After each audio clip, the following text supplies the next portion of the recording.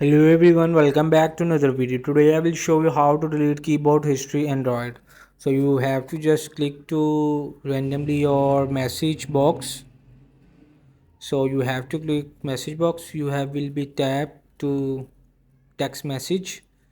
So when keyboards is open, you go to three dots of the setting of keyboards on the right side.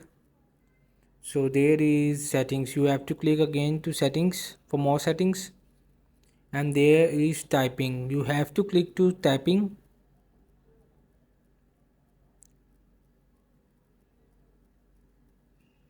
So you have to scroll down to find type history on the keyboard.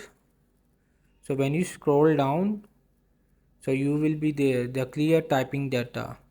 You will be lose personal words and phrases you taught Microsoft Swift key. So you have to clear typing data. You will continue for you have to clear your typing history on your mobile phone. Successfully clear your personalized language data.